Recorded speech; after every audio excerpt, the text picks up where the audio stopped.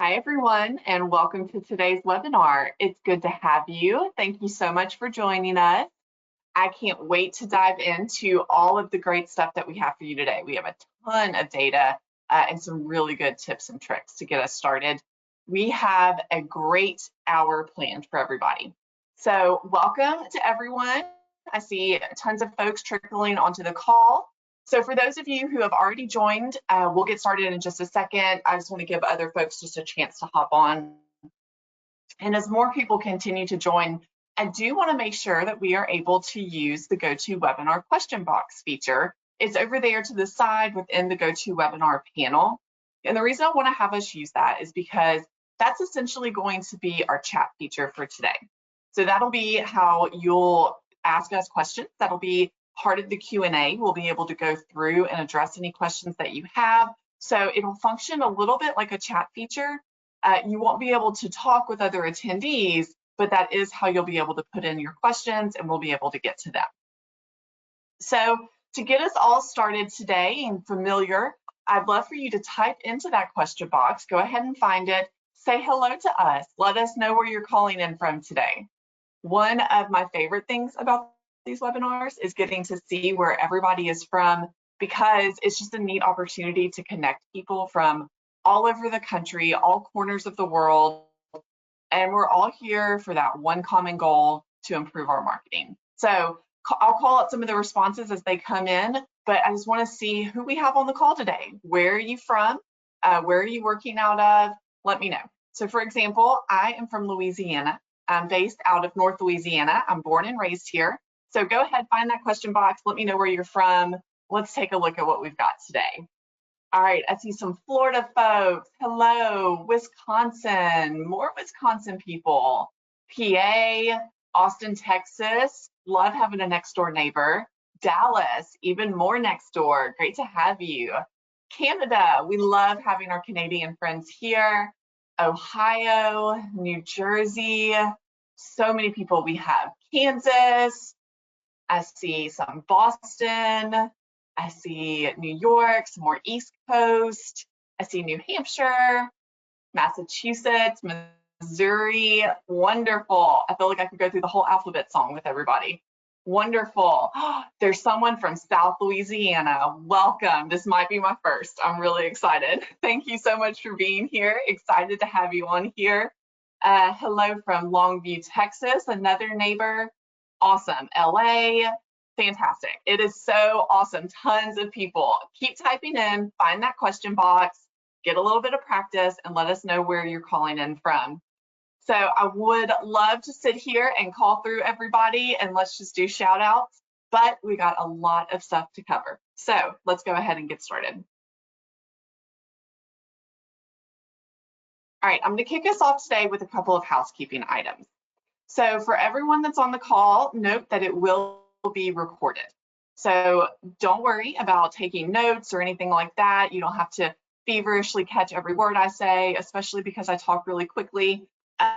We're going to be sending a copy of the slides and the recording to your inbox later on.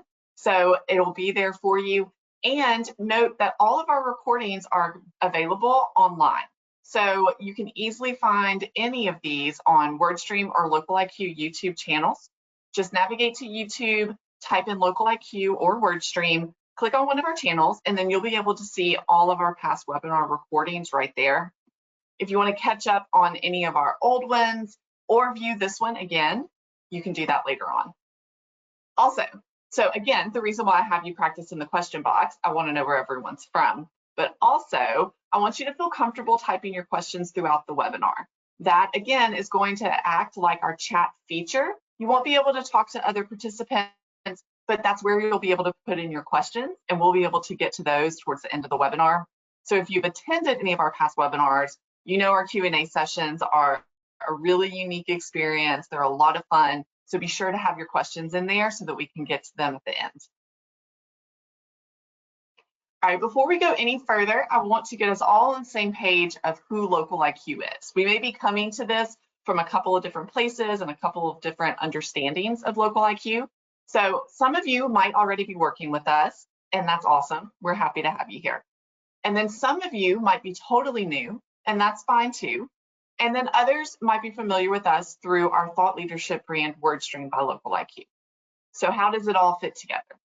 Well, Local IQ is a fully integrated growth marketing platform, and it marries innovative tech that you can't find anywhere else with unparalleled expertise and service to give your business what it needs to thrive and prosper.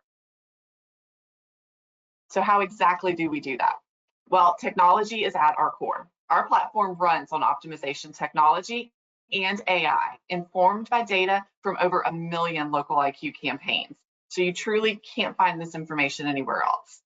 And we've got all the tools that you need all in one place. We give you the tools at your fingertips to make the daily task of marketing faster. This puts time back into your day so you can focus on managing your business, managing your teams, rather than focusing on all of the attention that marketing requires. And then finally, we have been at this for over 15 years, which if you think about the age of digital marketing, it's really not that much older than that. So we've been through it all. We've been through the ups, downs, shifts in the landscapes, changes in the platforms, and we're here to tell the story to the benefit of your business.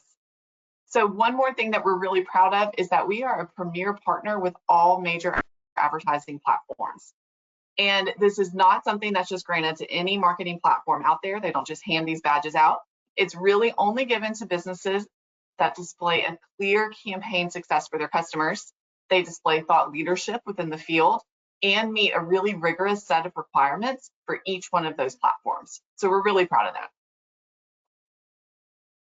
All right, and then a little bit about me. I'll be your webinar host and facilitator today. My name is Katie, and here at Local IQ, I work across a ton of different teams on digital marketing for all of our customers. And so for the last 10 plus years, in one capacity or another, I've been equipping sales teams, agencies, individual business owners with whatever it is that they need to succeed.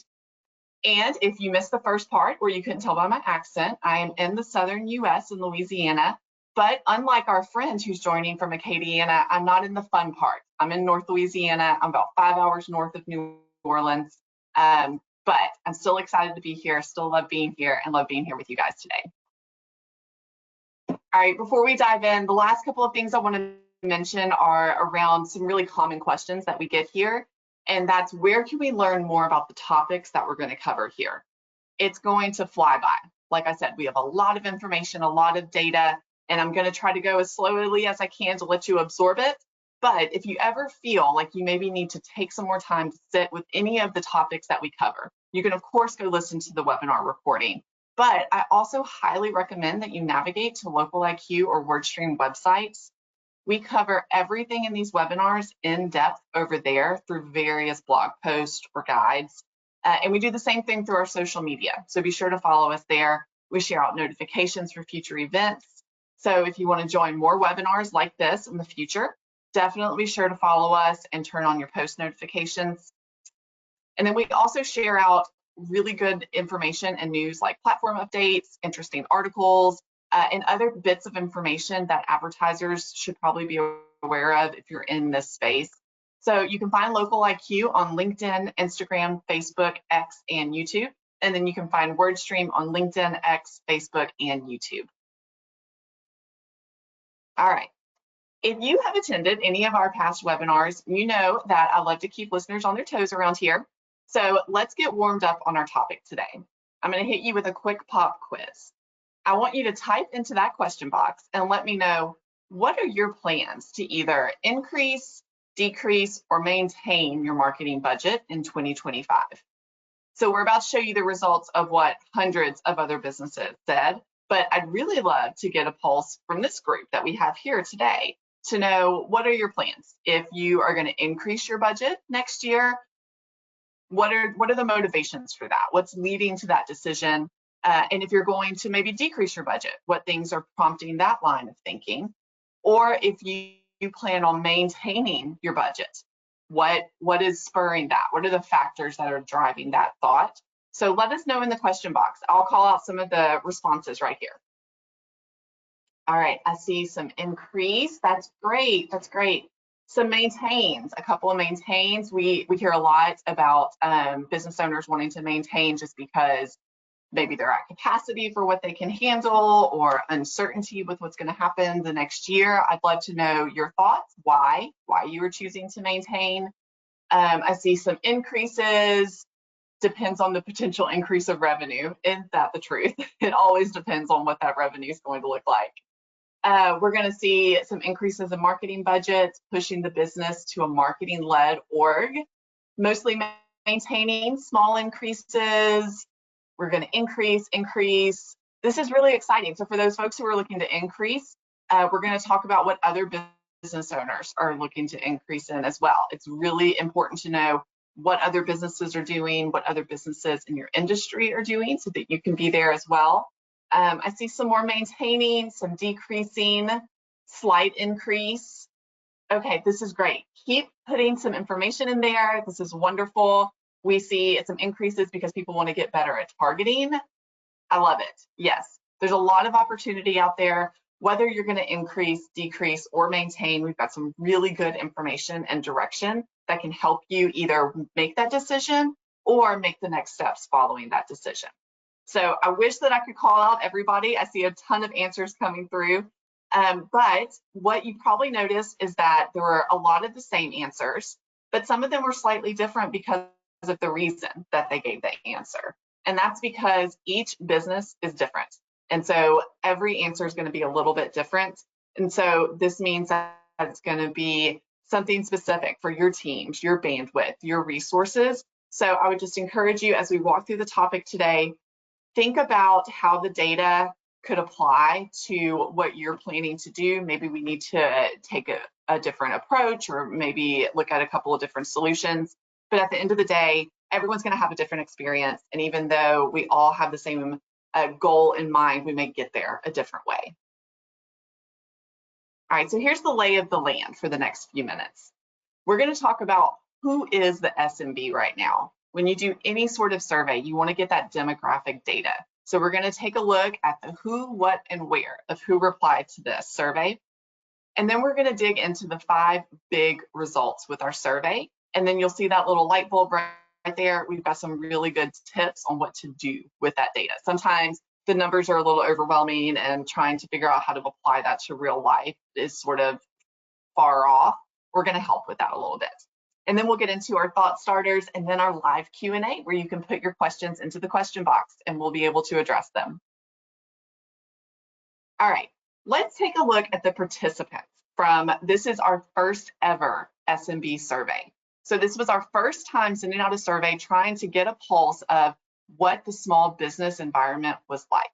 And we were overwhelmed. We had 730 plus businesses respond to this survey. So I think we have more than enough data to be able to direct some decisions and make some decisions for next year. So it was really exciting to have such a wide range of survey respondents.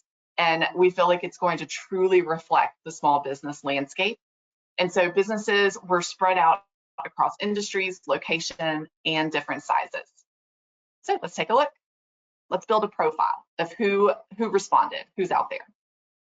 First up, mostly US and Canada. You can see 74% of our respondents came from those 2 places. And there's a little bit of slivers from various other places, but the most of the data and most of the outlooks are going to be coming from those 2 countries. Next up, like I said, we had a wide array of industries that we got a response from, which was amazing. But there were a couple that sort of took the lead. The top 3 were healthcare, business services, and retail. So you can take a second and look at that chart and see where your business fell in that ranking. And I would say business services is a really wide, I guess, category for different businesses. So there's a ton of different types of businesses that could fit into that category, and your business might be one of them. But you can see we had arts and entertainment, industrial and commercial, home services, and home improvement. We usually get a really good amount of those. So it was really interesting. We liked seeing healthcare and retail being so participant in the survey and being able to get some data from those groups. Next up, we asked, how many full-time employees does your business have? Everyone has a different definition for what a small business is, or what business means for them. So for these groups, mostly they had 2 to 10 or 11 to 50 employees. And that can be a big gap. 2 to 50 employees is a pretty significant gap. Your business is going to look very different based on whether you have 2 or up to 50 employees. So we went ahead and dug a little deeper into that question. And how many full-time marketing employees are you looking at? And the majority of people said they had 1 to 5 employees that were dedicated full-time to marketing.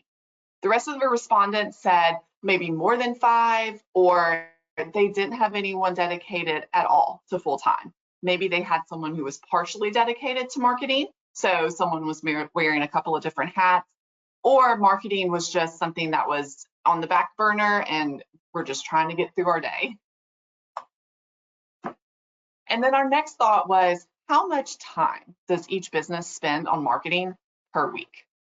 And we were excited to see it's about 1 to 5 hours per week that most businesses are spending on marketing. And again, that's distributed amongst those full-time employees or those people wearing multiple hats. So let's look at what that actually means for our survey results. So we took that data. Here's a slice of what a business looks like. Here's our profile of an SMB. And so instead of having to sift through the rest of the results, let's look at a summary of these 5 big survey results, and then we'll dig into the data that got us to those. And then we'll figure out what we can do to help inform your 2025 planning. All right, first up, small businesses are missing key opportunities. And they're missing these opportunities to reach new customers, and they're doing it in 3 main areas. Data shows that they're missing it on search marketing and SEO. They're missing opportunities in brand awareness, and they're missing opportunities in tracking and converting site visitors. So if any of these resonate with you, or maybe you're thinking that these are areas where you need to look at the opportunity, let's go ahead and take a deeper look. So how do we know where these businesses were missing key opportunities? It's based on really what we're not seeing. So 60% of small businesses aren't investing in search advertising, and 61% aren't investing in SEO. So this means that most businesses are missing out on connecting with and converting potential customers who are out there actively looking and searching for businesses on key sites like Google. And so if you're not there, if you're not working on your search ads, or you haven't invested in SEO for your site, then you're not going to show up when most people are going to look. And so just to level set with everybody, when I say search marketing, what I mean is running paid search ads on top of search engines, like I said, Google, Bing, Yelp. It's when you want to show up for searches. And like I said, you're missing out on a key opportunity because 70% of people use search engines when you're looking to make a purchase. And I'm honestly surprised that statistic isn't higher, because I think I'm 100%. I go to a search engine before I make any kind of purchase. And so a large percentage of those people are specifically searching for a local product or service. So increasing visibility and rankings in search results is one of the most efficient ways to scale up your revenue online. And that's because it drives really quick results. It helps your business rank on search engines. It drives conversions, or people who are going to become your customers. And then it can help you collect data for reporting and analytics. So you can see what's working, what's resonating with customers, maybe what you need to do more of, less of. But just word of caution, because Google's algorithm is constantly changing, that means that they are taking steps daily to make search results more relevant for users. So paid search and SEO are critical. That's why they kind of go hand in hand. So what constitutes an effective SEO strategy changes frequently, just like what constitutes a high-performing Google search ad is going to change based on a lot of factors. SEO is the same way. So we would really encourage you to dig into SEO a little bit more, maybe look at some third parties who can help you address that. Additionally, the majority of small businesses are missing out on brand awareness tactics. And this includes things like display advertising, online listings, reputation management. These channels are what you can go to help get found across the web. and they're what's going to influence purchase behavior, especially in the case of something like reputation management and listings. These often go hand in hand because you see a listing, it usually has reviews attached to it, or it usually has some sort of star rating, which ties into your reputation management. And so those things usually go together and should be addressed together. But a lot of the businesses are not utilizing those tools. So that's a wide open opportunity for you in 2025. So this is the first of our bright idea slides. So anytime you see that light bulb, that just means we have some good tips, tricks, or insights that we wanted to share. So first up is a little bit of a deeper look at brand awareness. This is sort of an umbrella term. We saw a second ago that there was this gap in brand awareness solutions for most small businesses. And the reason that this is an issue is because it points to that business's ability to be able to be in front of people when they're ready to make a decision. If you're not there when they're ready to purchase, then they're not going to know that you exist. So 27% of people are searching for a business after seeing a display ad. These just speak to the power of brand awareness. 82% of people click on a search result from brands that they're familiar with. So if they already know you, they're much more likely to go ahead and click on search results where they see you. And then 59% of lift in conversions when people did search for that was something that was related to a display ad. So that means that we see a greater chance of turning into a customer when someone sees a display ad for your business. They're going to then go and search for your business, and they have a much greater chance of converting.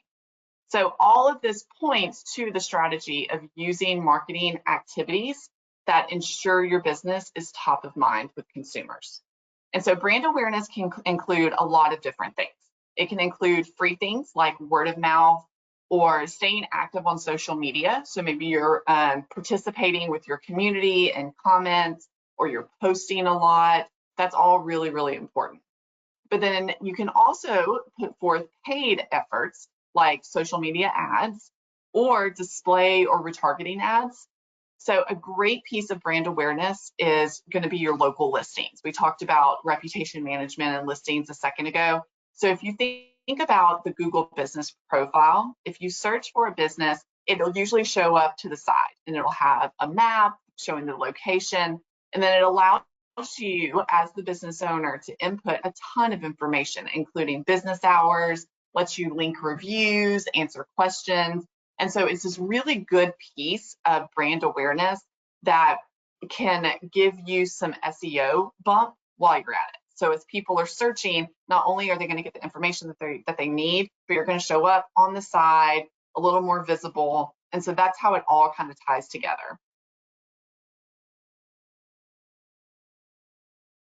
All right, next up is you want to be able to track and convert your website visitors. So a lot of small businesses are missing out on the ability to do that. So things like call tracking or website chat, there's even free call tracking and web chat tools available that can help you with lowering your budget. So things like Meta's Pixel for Facebook, or Google has something similar, the Google Tag Manager. Local IQ uses tracking codes on our campaigns. And it allows you to be able to see what's working so you can improve when people see your ad. You can know when they're engaging, so you're not using up your budget when people aren't searching for your business. You can go and retarget former visitors. It really gives you a lot of insights, and all of that data is really important for making future decisions. So that the good news is there's just a lot of opportunity and a lot of different ways to do this. So you may be competing against a larger business in some scenarios, but you're less likely to have competition from local businesses who offer similar services. So being able to use this information allows you to position yourself a little better online. All right, our next big takeaway is around AI. I don't think you can have any sort of trends or planning conversation without talking about AI. And so this one is no different. AI is pretty much commonplace now, and small businesses are taking advantage. You can see here that they are using AI, and they are using it to assist with an array of marketing tactics. Things like content ideation, automation, design, the sky's the limit. And while AI is really good for these marketing activities, it can be easy to become too complacent and maybe you let AI take control a little too much. So that's when you start seeing things like errors, there's going to be a loss of trust. AI doesn't always sound like a person when it outputs information, or maybe it doesn't understand context or various variables for your business. So it's not going to produce something that makes the most sense for your business. So it's important to keep a close eye on any of your AI outputs, and you want to monitor the results to ensure that AI is working for you and not against you. So one of the ways that you can do that, this is a strategy that we recommend. You may be tempted to go in and use AI for a bunch of different things, but let's take a look for a second at what are some ways not to use AI for marketing, and then ways that you can use AI for marketing. So marketing strategy recommendation. You may be tempted to ask an AI tool for the best ways to promote your business. But ultimately, the best marketing strategies for your business are going to depend on your unique goals and challenges, as well as the resources that you have. We talked about it earlier. Everyone was going to increase or decrease their budget. Everyone had different reasons because each of you know your business so well. And that's something that AI can't fully know or take into account. Instead, use it to generate copy for marketing assets once you've created your strategy. That's a much better way. You can check the output, you can still maintain control, but it makes life a little easier and a little more efficient. Next, you can don't organize your Google Ads account structure using AI. That's not a way that you want to use it. So while you can use AI to help with headline and description writing for your Google Ads, you want to leave the strategic stuff up to the pros or something that you can oversee yourself. So the way that you set up your Google Ads campaigns is going to be organized directly on the impact of how relevant the ads are to their keywords. And this has a direct impact on your cost per click, which then directly impacts your ROI. So you can see sort of the domino effect here. So if you are not organizing your account structure correctly, then you're not going to get the ROI that you need. And so while AI tools can provide really helpful suggestions, I hate starting from scratch on anything. So I love a helpful suggestion, but AI is not going to know what other campaigns you have running or what your business objectives are or how big your account or budget is. So that's why we would advise you to sort of stay away from using AI for something like that. Instead, you could use it for recommending marketing tools that can help make the task of building the campaigns easier. That's a much better alternative. Again, you have the ability to have oversight and control those variables. All right, for a way not to use AI, we do not advise keyword research. So one way you should not use AI for marketing is to do keyword research, because many AI tools like ChatGPT are not real-time platforms. So they have limited data up until a certain year. For ChatGPT, it's about 2021. So while many AI tools can provide really, again, helpful starting points, or they can generate some potential ideas, the data is going to be unreliable. Again, you want to be able to double check and oversee what's happening. However, it is a good idea for content ideation. So if you're looking for ideas for a blog post or a guide or a white paper, for any of your content marketing efforts, this is a really good place to go. You can ask AI to give you post ideas based on specific topics or some existing content that you have that performed really well. You can use it to research on a specific topic, curate top articles on a topic, or maybe just have it simplify a really complex concept so that then you can put that forth for your readers and get some users engaged. Next up, what you don't want to use it for is web development. AI can do things like it can create code, maybe, for example, for like an ROI calculator, or it can output some other coding for your site, for something that you want to incorporate. But let me stress that site performance is really complex. There are so many considerations when you're looking at your website, like whether it will impact page speed or site security or maybe some other ranking factor So how you use AI for web development in terms of the brand feel or collecting lead information, you really don't want to use AI for that kind of stuff. Instead, use it more for shortcuts. If you're trying to work out something like a formula in Excel, this is where AI gets really helpful with your reporting and your analytics. So things like data processing and analysis can be made much, much faster by asking AI for spreadsheet formulas. But again, be wary of using AI to fully assist with reporting and analytics. That's something that's really important, and you want to make sure that you can be involved and control what's happening. So many AI tools, again, like ChatGPT, can analyze data, but the current functionality behind this is very limited. For as far as AI has come, it is still very new. So just like the best marketing strategies are going to vary from business to business, the right KPIs and goals will depend on your unique situation. So the best way to identify trends, patterns, insights in your data is to really come up with your own consistent reporting routine. If you are consistently looking at the information, you'll begin to see these things. And then if you're using tools like Looker Studio or analytics for Google Ads, or if you are working with Local IQ or using a third party, things like our customer center, it breaks down reporting into holistic dashboards and then lets you understand how your marketing is working. Those are going to be the better uses. So, however, though, AI is still really good for generating customer surveys, or maybe you have a chatbot on your site and you want to include some prompts and answer ideas to engage people while they're on your site. But we wouldn't recommend it for something like a competitor analysis.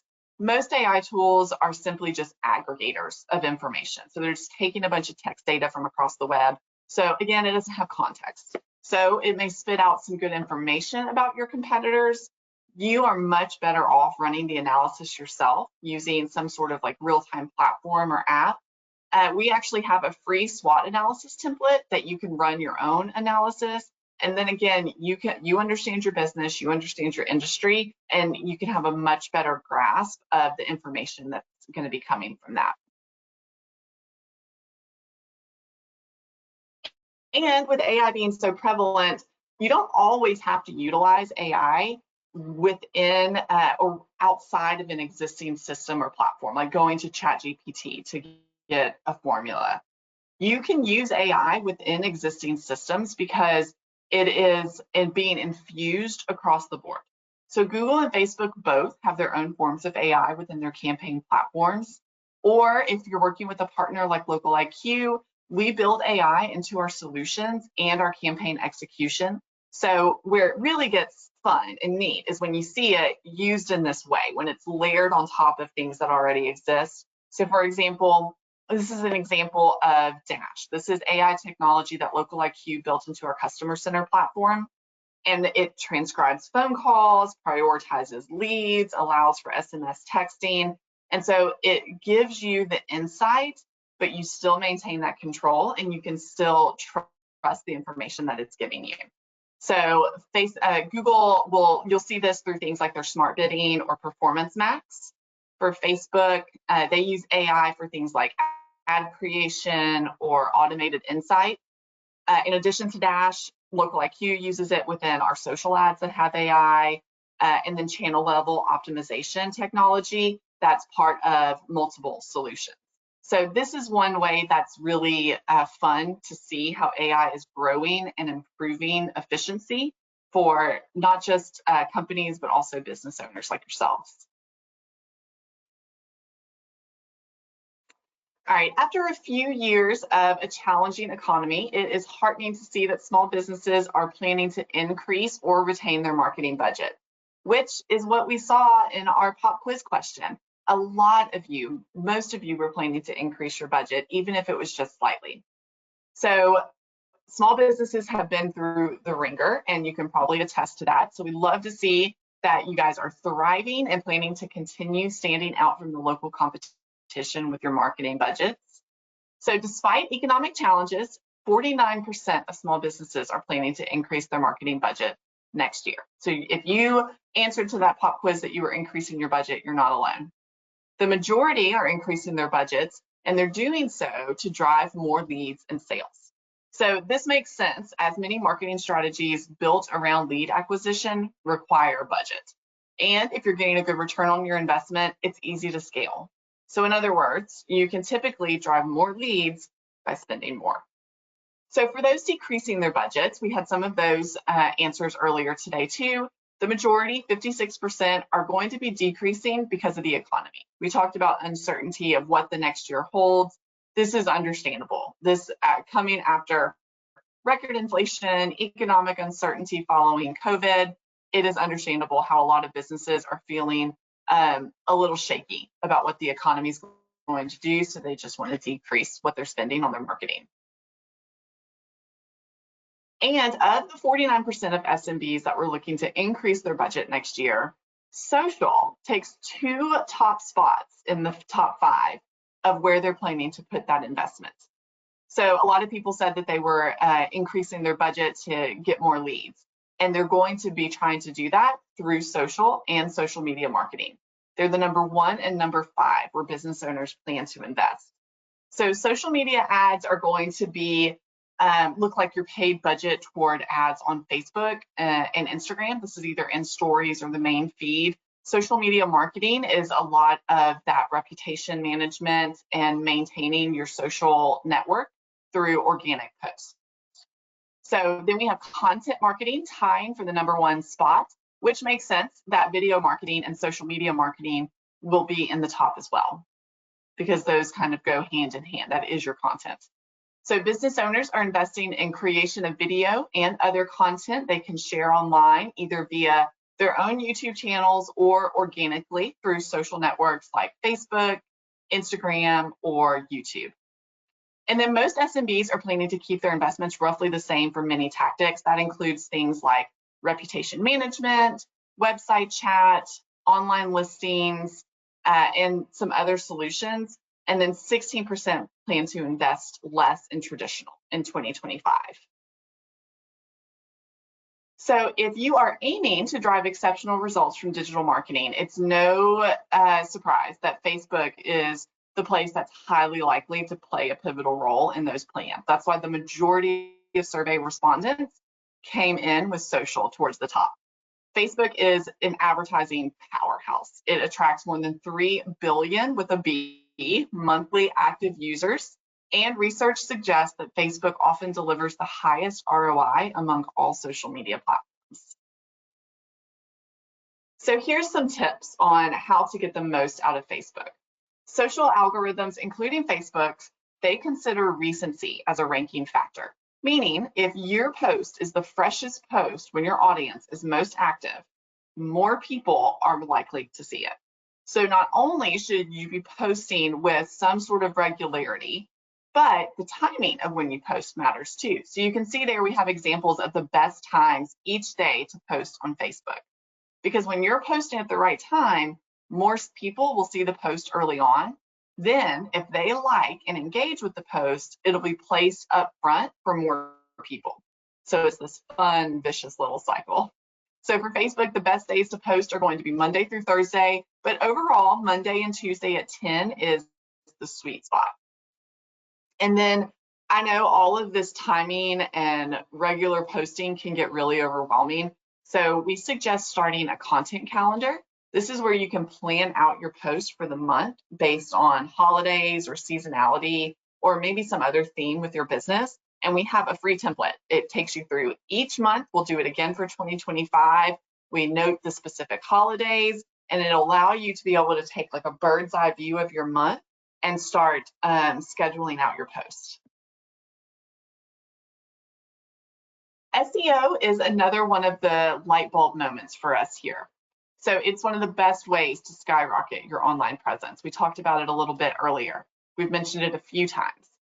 Your business can get found in more online searches, and people will discover why your brand is worth following on socials like Facebook. So that's why they kind of go together.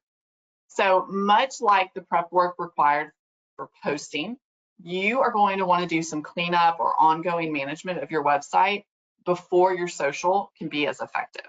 So things like fixing and redirecting any old and broken website pages, Maybe you need to identify the right SEO keywords to incorporate into your web content.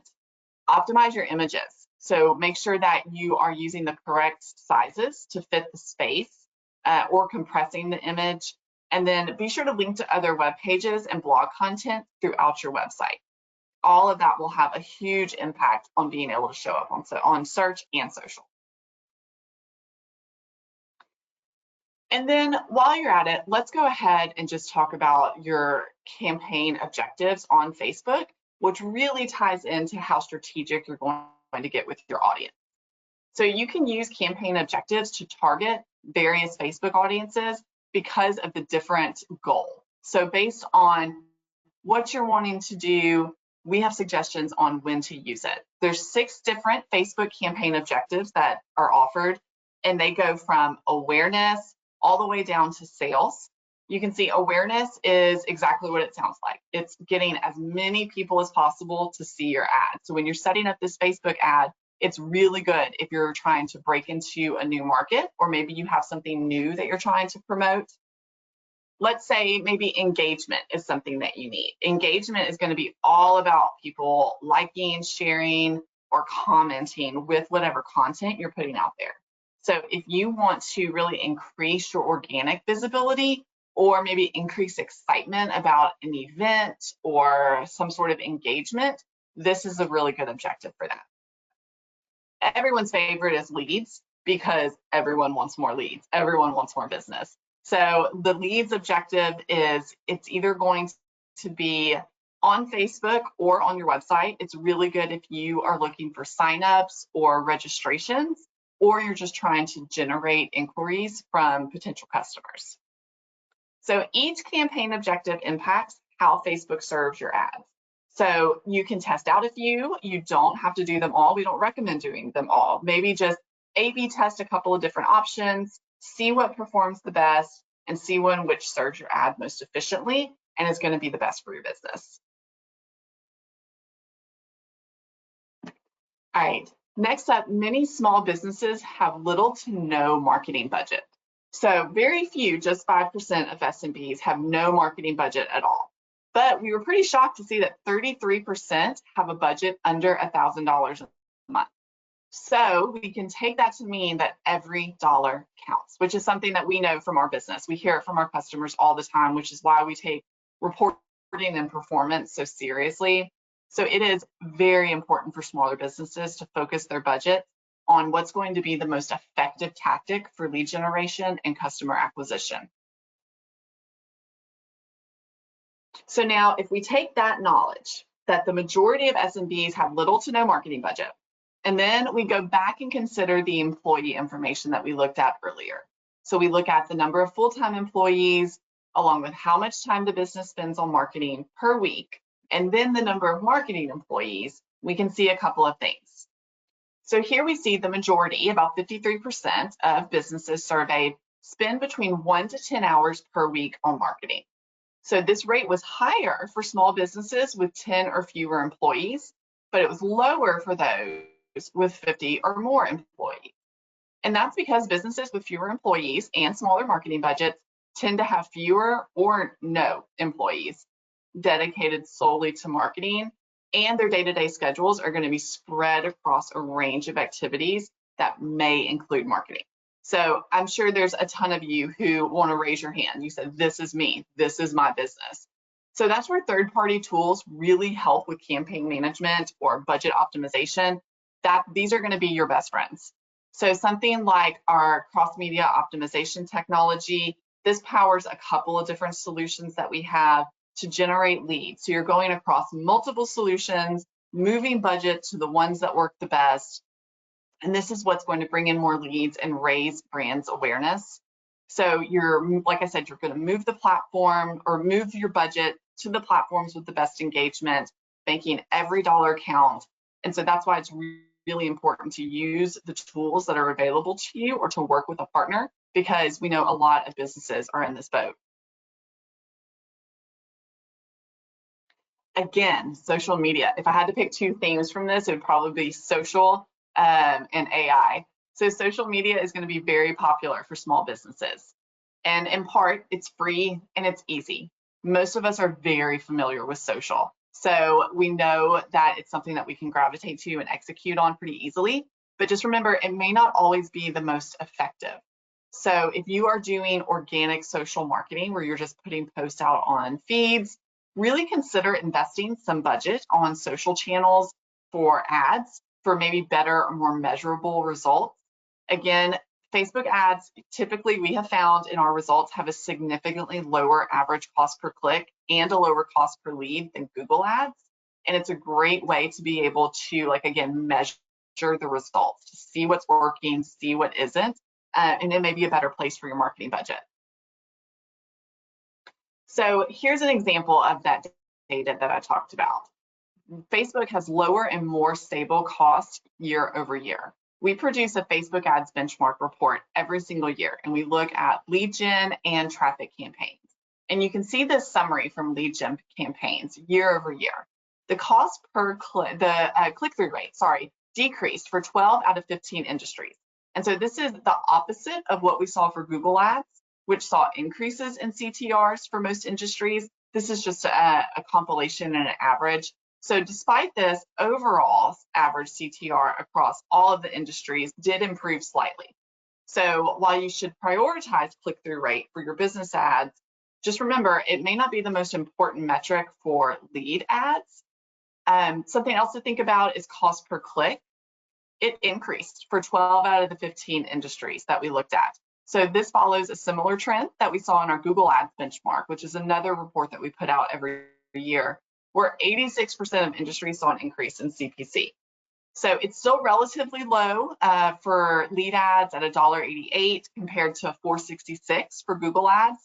So it's really important to look at all of the different opportunities and the pricing across the board. You can see why Facebook would maybe get you a better return on the investment, but we don't recommend going it alone on social. I think that social and search pair so well together and they're so complementary. And so it's a really good way to diversify your strategy and also continue to get the most out of your budget. All right, that was a ton of information. So let's try to wrap it up in just 3 main points. If we had to think about just 3 things that you had to take away from this, what would those be? Well, first, I would say invest where it counts. Find the areas where you need help, or maybe the platforms where you're not appearing, and invest to grow in those areas next year. That can be what triggers your 2025 planning. And then speaking of planning, plan ahead. Take time to plan out your digital marketing strategy now, and it will save you a ton of headache later. Whether that means you are planning out your social content or you're thinking through the platforms that you want to utilize next year, being able to plan ahead is going to make for a much more efficient use of time, budget, and you're going to see better results. And then third, we would just encourage you to try new things. Implement cross-channel strategies that track users across multiple platforms and devices. This creates a seamless customer journey for people. Also, being able to be on all year long. A lot of businesses are seasonal, so they'll only advertise during those times. But then you're losing that brand awareness that you can leverage when it is season, off season. So being able to think through that for your whole year.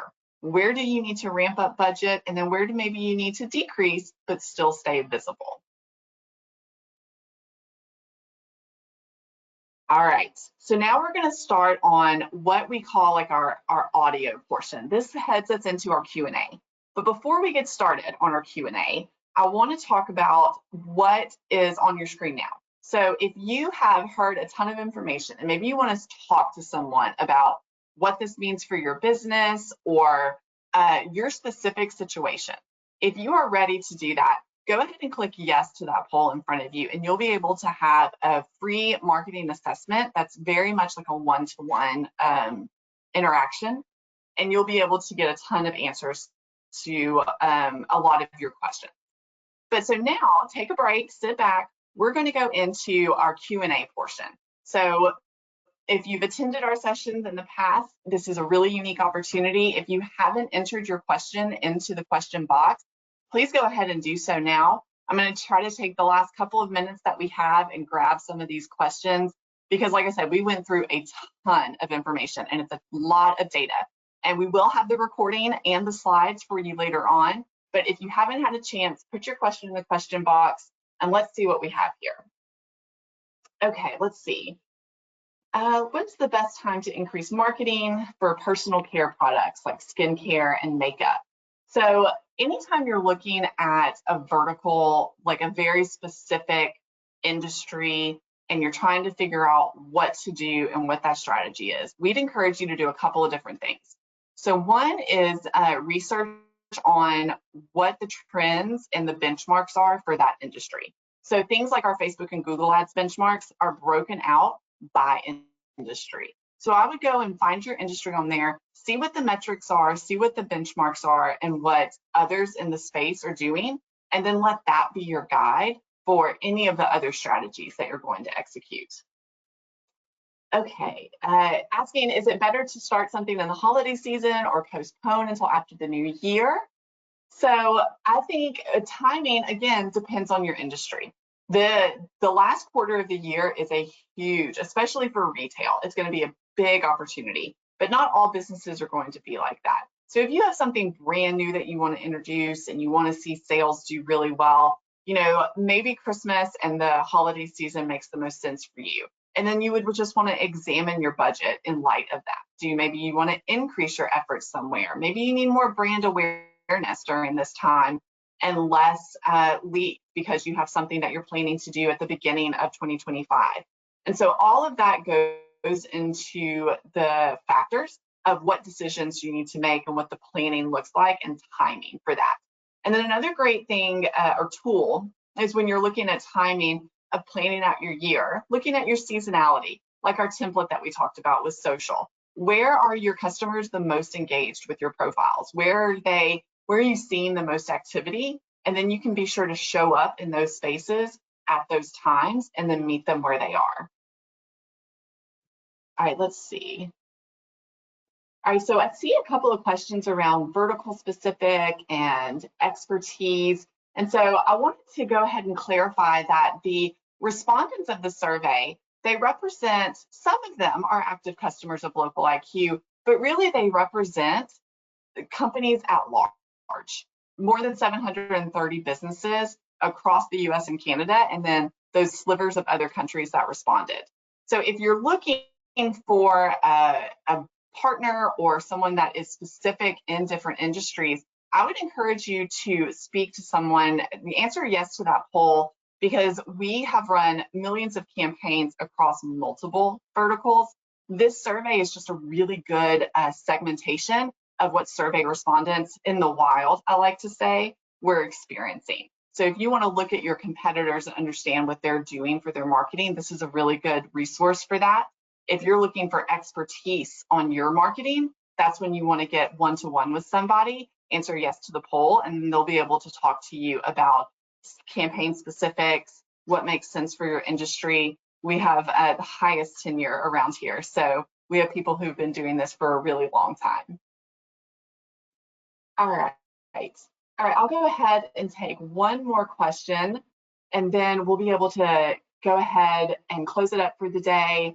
So someone asked about SEO versus SEM results. So a lot of times, SEO is more of a longer game because you're building up that reputation over time. But it really depends, again, on your industry and your business, and then what sort of SEM you're doing.